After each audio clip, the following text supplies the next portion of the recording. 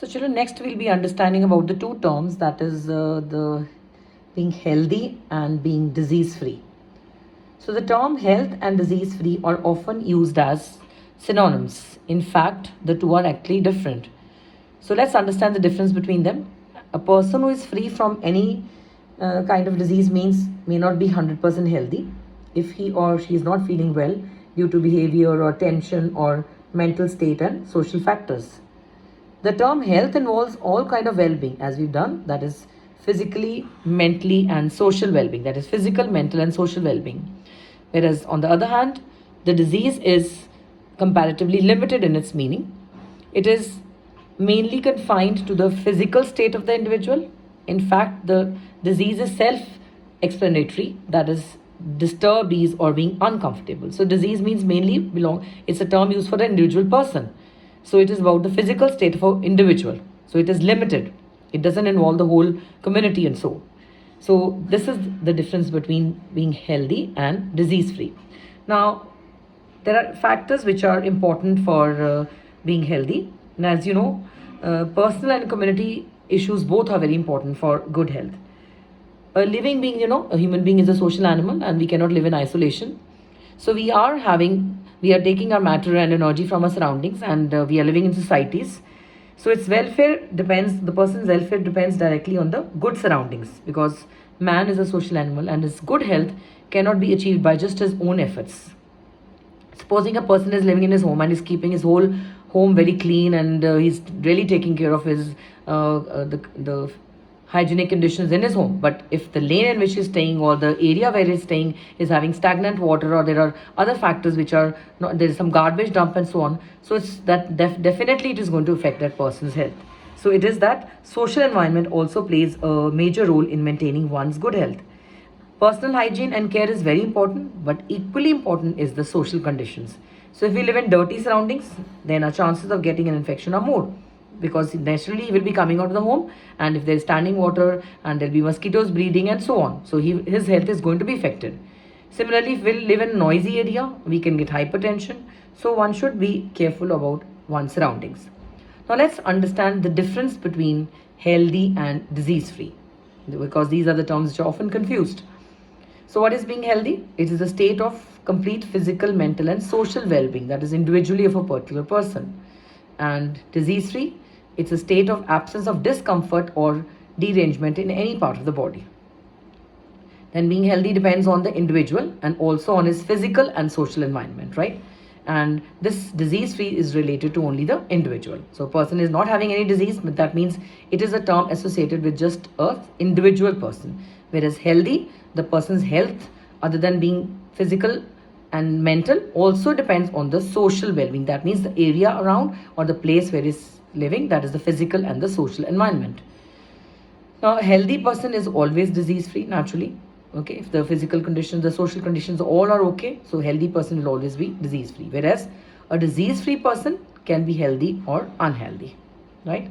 And lastly, healthy person is enthusiastic and is able to perform as per the requirement. So he's able to go about his activities, he's active, and as per the requirement, he's enthusiastic. Whereas a disease-free person may or may not be enthusiastic. So these are the differences between being healthy and disease-free.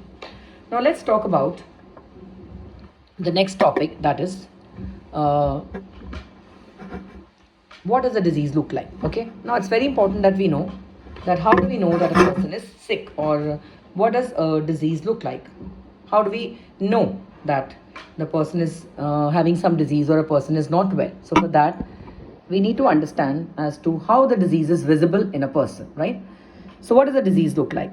Children, you know that there is how do we know that there is something wrong with the body? We've done in the previous chapter that the body is made up of cells, and the cells group of cells, they form tissues, and we've discussed the various types of tissues in the both plant and animals. In animals, we've talked about the epithelial tissue, the muscular tissue, the connective tissue, and the nervous tissue. Now, these next level of the organization of the tissues is that they make up the physiological systems or organs. Organs make up the organ systems, and organ systems, many of them, they comprise the body of the organism. Now, each of the organ system has specific organs and its parts, and it has particular function. For example, we have the digestive system, which has the stomach, the intestine, liver, pancreas, and so on. And what is the function of digestive system? That it helps us to digest the food, that is the breakdown of the complex food molecules into simpler ones which are taken from outside. It helps to digest the food which is taken from outside, and then it is absorbed in the blood.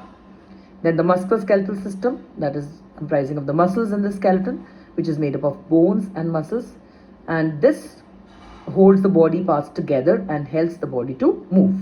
Okay, so whenever there is a disease, what happens is there is either the something wrong with the functioning or the appearance of one or the more systems of the body which will change for worse. So this will give rise to some symptoms or signs. So what are symptoms? They are the things as we feel as being wrong. Okay, now sometimes we have a headache, so that is one of the sign or symptom. But why that signs headache is there may be due to many reasons, but it is one of the things that tells us that a body that is not okay and we are not feeling good. So the headache is there, but we may have cough, we may have loose motions, we may have a wound with a pus. So these are all symptoms which are telling us that there is something wrong in our body. The body is not in its normal self. There is something wrong with the tissue or the organ and so on. But they will not tell us actually what is the cause. So headache may be just an examination stress or something related to any thing which has happened in the family or any kind of happening which has occurred, or it may really mean that a person is having some major disease as meningitis, which is the disease of the brain, or any one of the dozen different diseases. So what are signs and disease, or like physicians they will look for when we go to a doctor for like if you're not well. So what do the doctors or physicians ask us? They will look for the signs or the symptoms of the disease. So the signs will give a little more definite indication as to the presence of a particular disease. Okay, now sometimes to be specific as to what is the cause of the disease, and from the symptoms and signs, what do the doctors advise us? They also tell us to get some laboratory tests done, okay, to pinpoint the disease further. Okay, now supposing we're having a stomach ache, right, and so that means there's something wrong in our digestive system or in our alimentary canal and all that. So the doctor doesn't know what it is. So what will he do? He will advise you to get some ultrasound done, so or some other stool test done to find out whether there are any worms in the body, or there's something wrong, or there's some ulcer in the body, or any in the stomach, or in the this thing intestine, so that is causing you a lot of pain. So there is something wrong in the digestive system is one of the signs is that you're having a stomach ache or anywhere in the abdomen.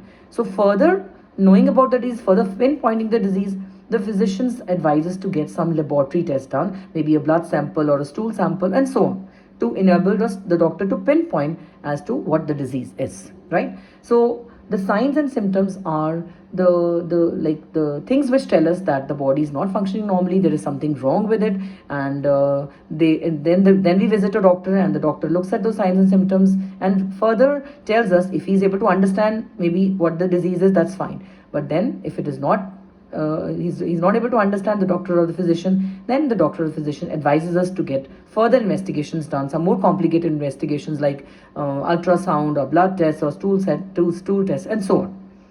Now children, we have a small flow chart of the diseases in the various diseases in the humans. What are the various types of diseases? Okay, so let's just study about them. So diseases in human beings are of two types, that is congenital and which are acquired. Now the congenital are ones which are a person is inheriting them from the parents. The person has those diseases by birth. Okay, and acquired are which are